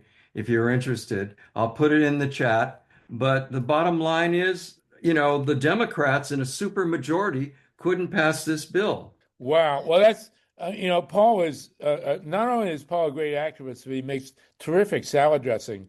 But, what we need to do now, I believe, is to start figuring out how to reverse this bill. Weirdly enough, the first guy to come forward was this horrible senator from Missouri, Josh Hawley, who is proposing to restore at least some of the support for Medicaid. I guess to support rural hospitals, but obviously now there's going to be a lot of backpedaling and backfilling to deal, Chuck, with the horrible impacts of this god-awful bill. Right. What do you say about that? It's really a token amounts of money we're talking. I think they're just clawing back something like $9 billion out of nearly $1 trillion that is being cut for Medicare and Medicaid. So it's really more symbolic than anything else. And these are members who are fearful for their seats if they're up for election in 26, all the House members and a third of the senators. And they know that they've really cut themselves off from their constituents, and they're just trying to narrate this legislation. They're trying to paint it as somehow more positive than it actually was. Vance is out there saying that, oh, this is going to be great for child tax credits, but tiny, tiny, tiny amounts of money, token amounts of money are being thrown back in just to placate the members and give them something to go back to their constituents and say, hey, I got something back for you. And as we all know, Lisa Murkowski from Alaska, she got a few carve outs and she said, this bill is better than it was for Alaska, but it's horrible for the nation. And of course, he turned around and was the deciding vote, Lisa Murkowski of Alaska. So this is appalling what they've done. There's no question about it, Harvey. And Paul, California, where I set my roots, went to high school and college out there. Gavin Newsom ran on single payer. And the moment he was sworn into office, he turned his back on the movement. He manipulated people. I don't trust him as far as I can throw him for sure. Osh Kara is kind of caught in the middle, the legislator who carries the single payer bill. And I know that there was the nurses bill that sought to get the governor negotiating with the Human Health and Human Services Secretary, and that largely split the single payer community in California. Somehow we have to bring folks back together, find common ground, and claw our way back. But I believe that the State-Based Universal Health Care Act is actually that step. It addresses the theory of change, where the most likely pathway to get to national Medicare for all, expanded and improved Medicare for all, is adopting it in one or more states where we can demonstrate that single payer works. And if we did it in California, this would be a game changer. California is what, 5th or 6th economy in the world? 4th. California 2 weeks ago actually passed Japan. So it's China and the U.S. and 1 and 2, depending on how you count it. There are a number of ways of counting it that China actually has a bigger economy now than the U.S. And then Germany, and then California has supplanted Japan. So we're number 4. Wow. Yeah, California would be an absolute game changer. But unfortunately, the politics there, especially the single payer politics, are just not united. And we've got to figure this out. Well, we also have to do Diablo Canyon. I mean, Gavin Newsom in 2018 signed the bill to phase out Diablo Canyon and then stabbed us in the back in 22. MYLA and I were at an event 2 days ago with Mayor Bass in L.A., and, she knew nothing about Diablo Canyon. We just told her about this and that, and she was eyes wide open. So we have a governor's race next year, and we got to get somebody to be governor who's actually going to be, we don't have to vote Newsom out. He's leaving. He's going to run for president, and we can stop that. So I think Paul Newman, if you'll run for governor, you've certainly got the name. You've got the name recognition. Like Arnold. Yeah. We got to get you married to Joanne Woodward. Yeah, right. Harvey, I want to take a moment to pause for the cause and tell everybody that we really need your help in having more eyeballs on our YouTube channel. This show is being live streamed right now on YouTube, and I just put the link in the chat. And if you're already subscribed, it's really helpful just to like this particular stream, and at some point that we really need your help in having more eyeballs on our YouTube channel. Sorry about that. I turned it off. That was me. Okay. Oh, okay. Okay. So anyway, please like and subscribe. And Diablo Canyon Nuclear Power Plant sits atop a vertical thrust fault that could shift at any moment. We're really lucky that Diablo hasn't blown up yet. But we have to we really want people to understand that we don't need to take this risk. We have all the electricity we need without risking a nuclear disaster, another Fukushima here in California. And people need to understand that this is an urgent matter. This isn't something that can wait. This is something that we have to address, and we want all the candidates who are running not to tell us that they're going to shut Diablo when they're elected. We need them to advocate for the immediate closure of this extraordinarily risky source of electricity that is absolutely unneeded. So that's my pitch. Let's shut Diablo today. Yes, and let's get a governor, somebody running for governor who's going to do that, for God's sakes. Yeah. Dr. Nancy, and then Mike Hirsch again, but Dr. Nancy, go ahead, and then we'll go to Mike. Chuck, stick with us if you can. Yeah, sure. Mike Hirsch was in front of me. Oh, okay, Mike, go ahead. Yeah, I just want to refocus. And MYLA, thank you for that reminder. I want to be respectful of Chuck's time. Chuck is very busy. What besides calling our members of Congress and both our senators, what would you suggest that we do to help gain support for this? And also, if you could give a plug for one pair of states. Yeah, I dropped the my contact information. I'll drop in the link to One Pair of States. One Pair of States has been around since 2009, and we're the only organization in the country that centers our work on that theory of change, that the way we're going to get to universal healthcare. And I believe so many other steps, environmental steps, dealing with climate, a lot of this stuff is going to have to take place, especially over the next 3.5 years at the state level. We've got to be dramatic in how we do this work. And politically, I came into this work when I was 13 on Prop 15, the Nuclear Safety Initiative, if you all remember that one in California. That's when I was going to high school in San Diego. So yeah, we're all connected. All these issues, election protection, environment, healthcare, climate, you name it, all these issues are interconnected. But the answer to your question is we've just got to, I think office visits are really quite potent, and I think even occupying offices just really impress upon people. Right now, if you're not aware, in Manhattan on Broadway, there is a crowd assembling in protest in support of Stephen Colbert, one of my friends who sent me some pictures. Because as you know, the Paramount is just kicking Stephen Colbert off the air. It's cancel culture. This is also fascism, right? Fascism it tries to peel back society in every way, shape, and form, just to see ourselves as part of a resistance. But it's not just resistance, but it's moving forward with a progressive agenda. And of course, that includes all the issues that we're talking about here. I hope that helps. Yeah, Chuck, are you in California? Just my picture. I'm in Washington, D.C. Oh, all right. Well, that bridge behind you, the Golden Gate, I've actually rode my bike over it. It's the loudest thing I've ever heard. But nonetheless, this state-by-state strategy is excellent. Carl Grossman, you're in Long Island. Maybe we should try a New York and New Jersey-based strategy to get single payer state by state.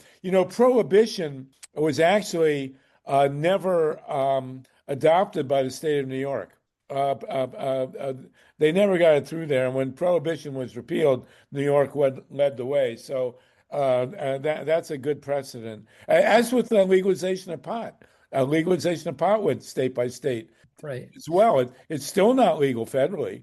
Right. So we're going to have to really come up with some great answers to this terrible bill. The people are not going to stand for it. So we need to go state by state. Very, very smart idea, Chuck. Very good. Back to healthcare.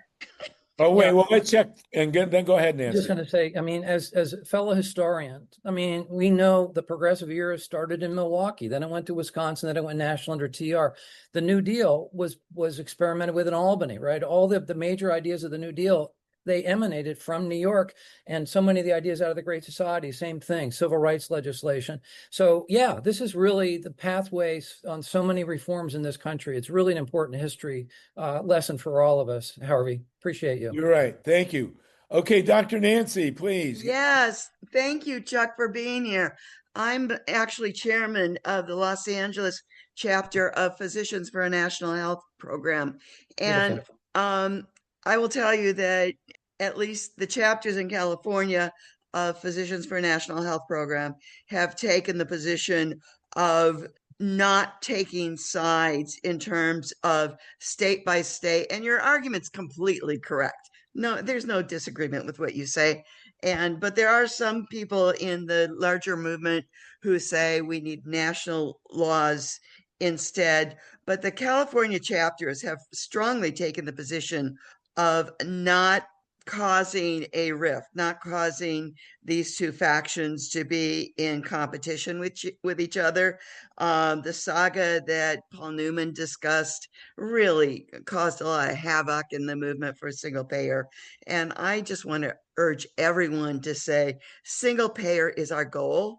And this plan is a fabulous plan. Hopefully it works, but there are other people working on other plans toward the same goal. And I really think we're all on the same team and we need to work together. Yeah, 100%. I will give a shout out to Harvey. You mentioned New York. Gustavo Rivera was in town last week. He's the state senator who's running the bill there.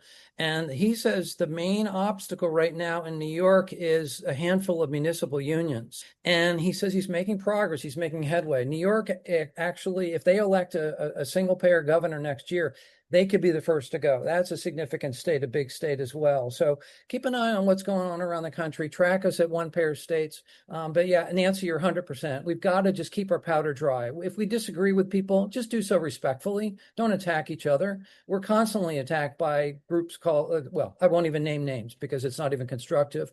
But yeah, the Senate Bill 770 was divisive. And I hope folks have licked their wounds and are coming back together. Well, New Jersey and Massachusetts and Vermont, Right. all are liberal enough, I would guess, to move ahead with this. We always have problems with the Democrats. I mean, the Democrats are always the ones who stab us in the back. And here in California, a lot of us are terrified that Kamala Harris might run for governor. Right. I mean, Right. then we're just going to wind up with nothing. Whereas maybe Katie Porter, and I would actually like to look into. I looked up the requirements for running for governor in California, and they're not very stringent. I think you only need 100 signatures, and I would like to see and put out the word somebody run for governor who only on Diablo Canyon, single issue. Don't talk about healthcare, don't talk about Israel, don't talk about anything else except shutting Diablo Canyon, because that person won't win the governorship.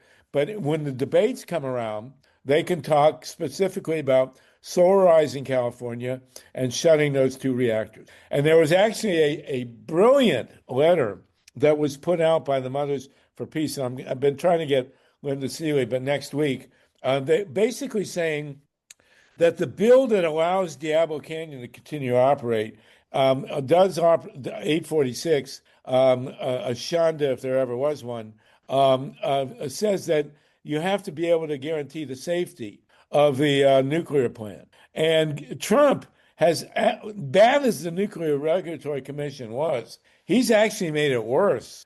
He's actually literally called for everything to be rubber stamped. They use that term, rubber stamped. And he's fired a commissioner, a full commissioner of the Nuclear Regulatory Commission. That has never happened before. I mean, it's astounding that Trump did that. So, and Paul Newman, I think you would be perfect to run for governor.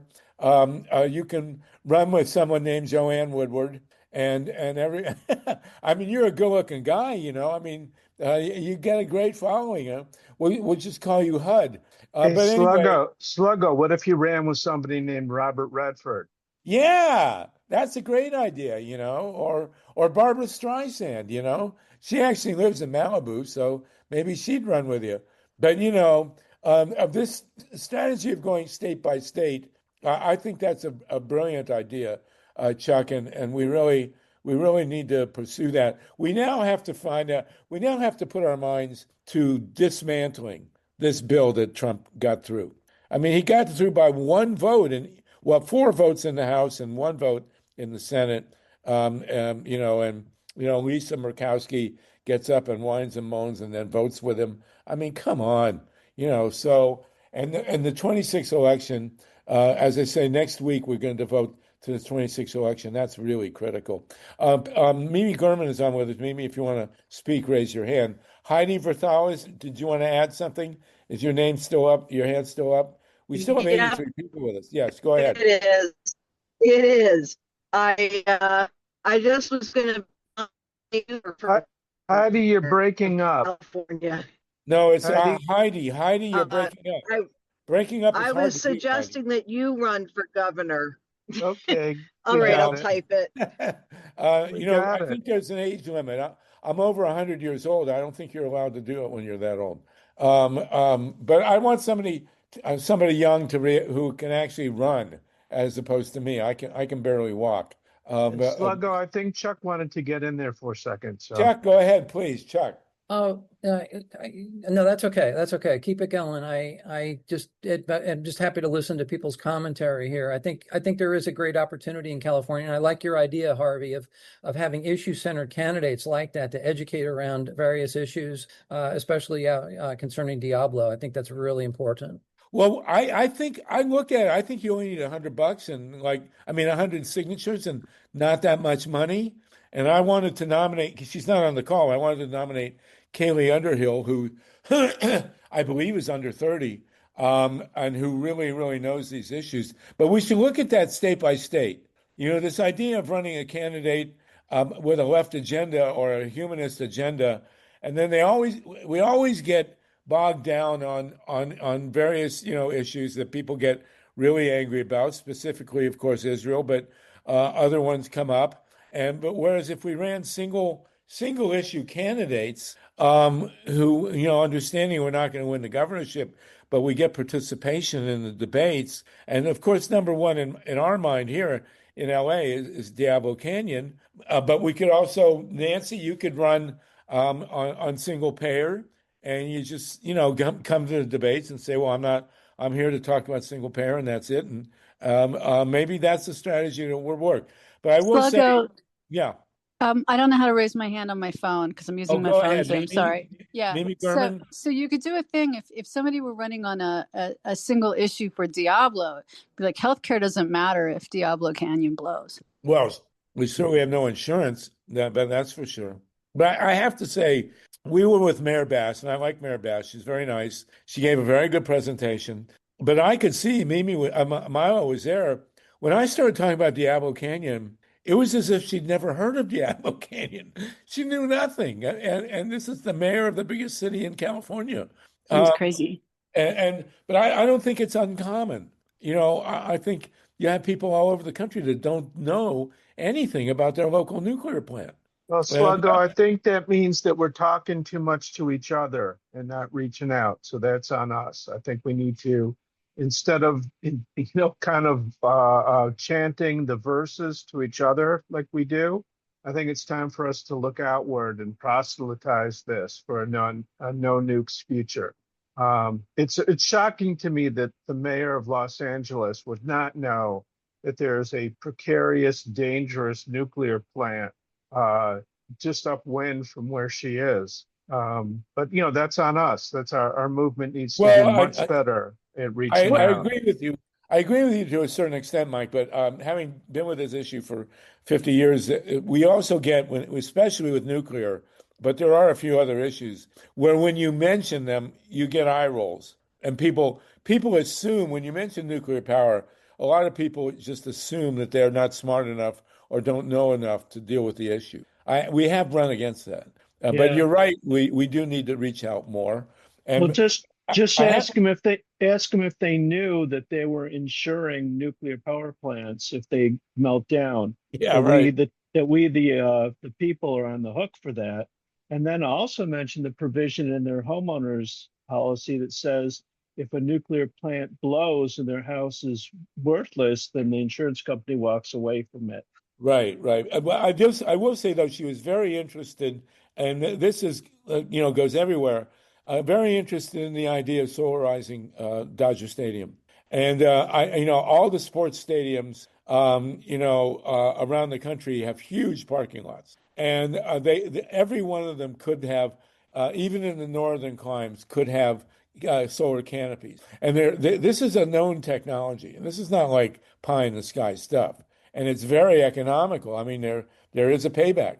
Sluggo, Yeah. If you have the ear of the mayor, it would be a really good time for you and MYLA to put together like something that I did here in Portland, where you have an all-out conference and call it Diablo Canyon. What do you know? And have people come out. People will come out. Call it whatever you want.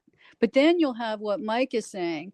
The mayor can be there on the panel, and other, firefighters on the panel, because they're the first responders. Yeah. And others who know things, and maybe people from the community on the panel, and invite the community out while you have the mayor's ear. And that's a way to really do some decent outreach. Yes, and then we do have a mayoral election next year. She is running for re-election. So maybe we should also run a single issue candidate for mayor of LA. I would hate to jeopardize Mayor Bass, but we can. The great thing now, the great breakthrough now with renewables, with nuclear power, is that the numbers work for us on renewables. There's no doubt that you could solarize Diablo. I'm sorry, solarize Dodger Stadium and make money on it. It's not pie in the sky. It's not like hippie stuff.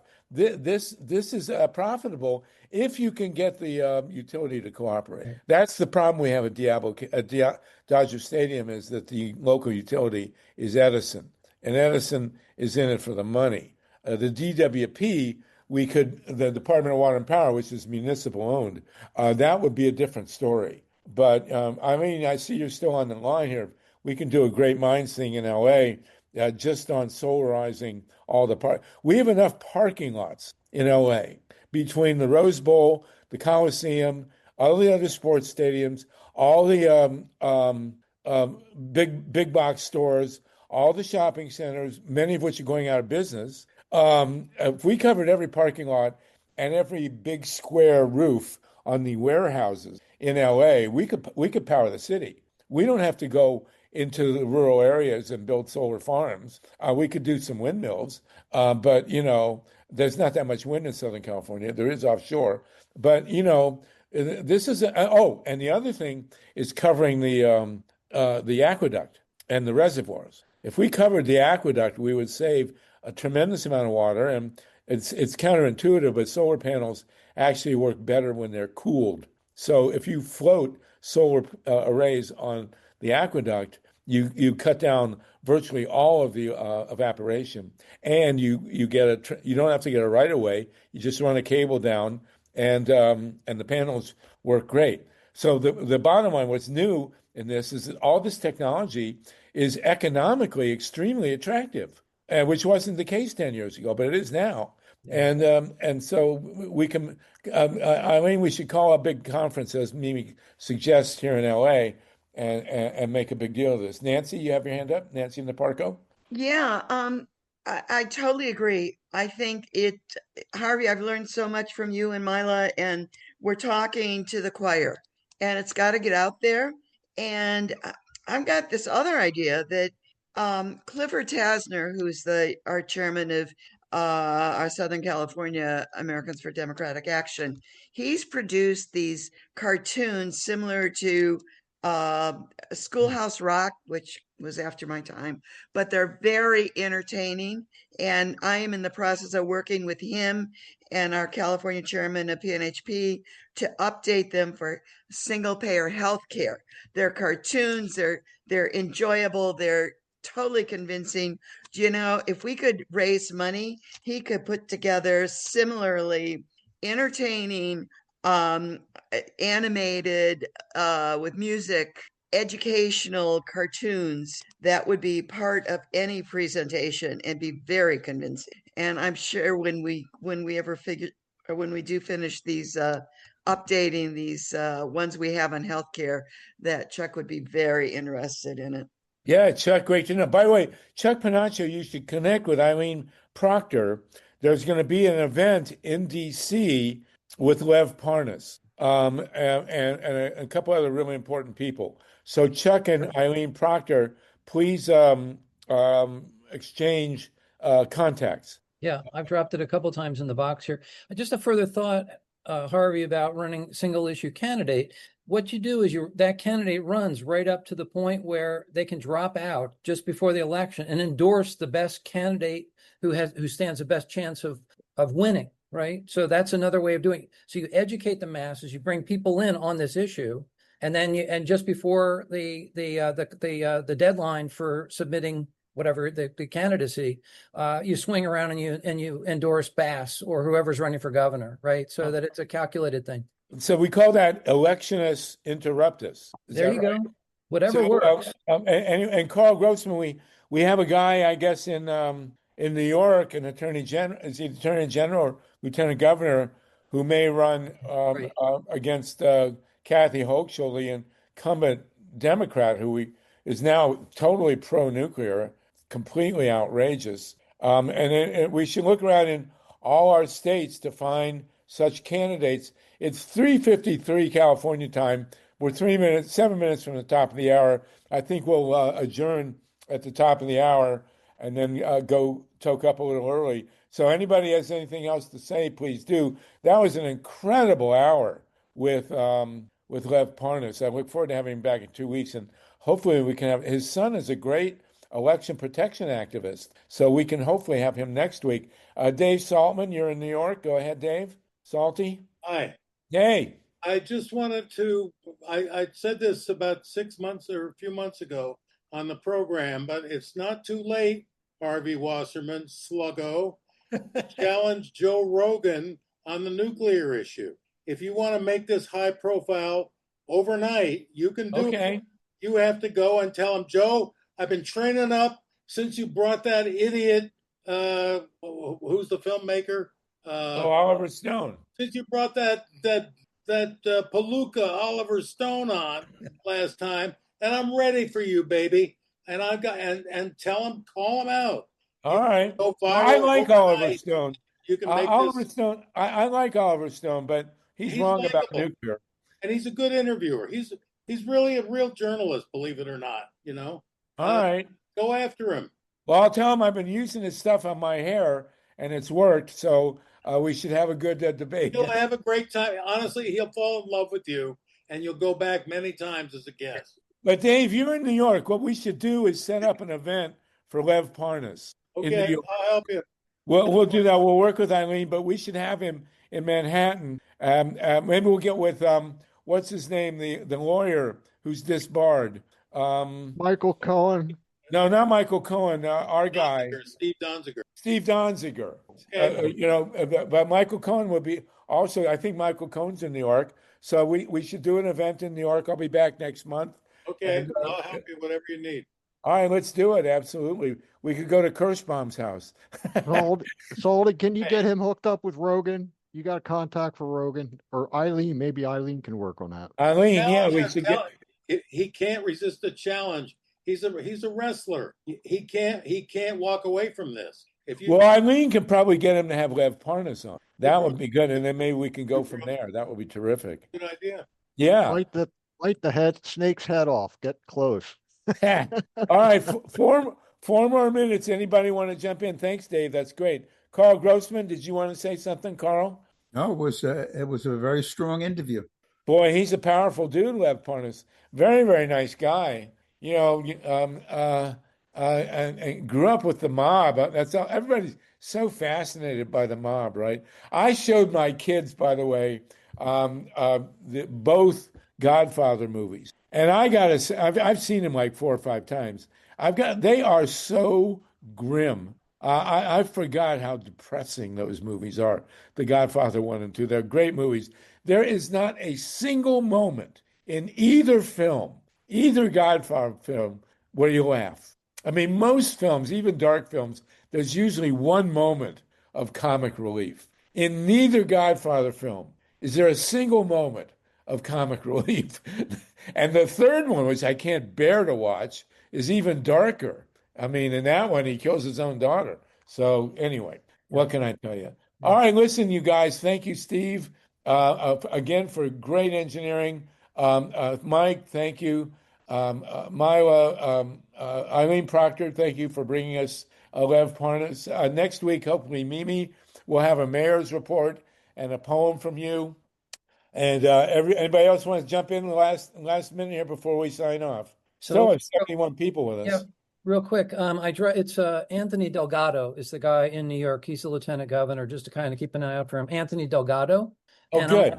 I'm also advising a really strong candidate up in New Hampshire, because New Hampshire's just filled with center right Democrats. They're all blue dogs. Karishma Manzoor is her name. I'm advising her campaign. So just wanted to flag that one for you. I'll come back and give you updates on that as well. Thank you so much, Harvey, and thanks to the great crowd. You guys are amazing. It was phenomenal. What a wonderful group of people. Nicole Ung, go ahead, Nicole. Are you unmuted? Yes. Yes, go ahead, Nicole. I wanted to remind people again about Florida being like the testing ground for the takeover, and the money that DeSantis, the governor of Florida, is spending, is outrageous, and you need to study what's happening in Florida and how to fight back, because what happens in Florida is going to happen in the rest of the other red states, and then the other blue states. Absolutely. Yeah. Thank you for that. Yeah. Thank you, Nicole. And Lev was in Florida, by the way. Lauren Taylor and then Mike Hurst, you'll get the last word.